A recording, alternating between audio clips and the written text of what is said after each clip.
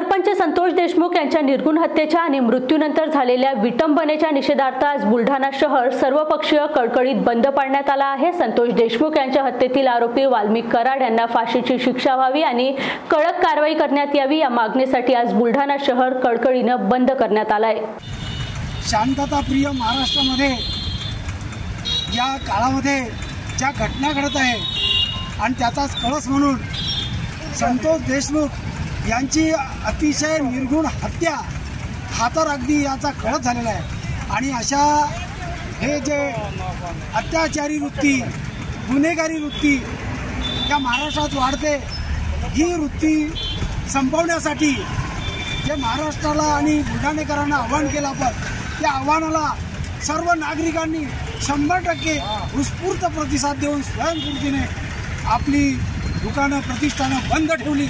याबद्दल मी सर्व नागरिकांचे आभार व्यक्त करतो। धन्यवाद। मसाजोगचे सरपंच संतोष देशमुख यांची हत्या ज्या पद्धतीने केली गेली त्या पद्धतीनं त्यांचे जे मारेकरी त्यांना कठोरची कठोर शिक्षा व्हावी याकरता आज बुलढाणा शहरामध्ये कडकडीत बंद पाडण्यात आलेला आहे। त्यामुळे सर्वपक्षीयांनी आज बंदचा प्रतिसाद दिला आहे। मस्साजोग येथील सरपंच संतोष देशमुख यांची जी विकृत मनोवृत्तीच्या पद्धतीने हत्या करण्यात आली, समाज माध्यमावर आणि वृत्तपत्रात आलेले फोटो पाहून अत्यंत मन व्यथित झाले। अशा घटना आपल्या प्रगत सुसंस्कृत संतांची भूमी असलेल्या महाराष्ट्रात पुन्हा घडू नये यासाठी सर्वांनी एकत्र येऊन या गुन्हेगारी प्रवृत्तीचा नायनाट करणे अत्यंत आवश्यक आहे। मस्साजोग येथील सरपंच संतोष देशमुख यांची जी अमानवी हत्या करण्यात आली, या हत्येचा निषेध नोंदविण्याकरिता आज सर्व पक्षीय बुलढाण्यातील जनतेने बंदचं आवाहन केलं होतं।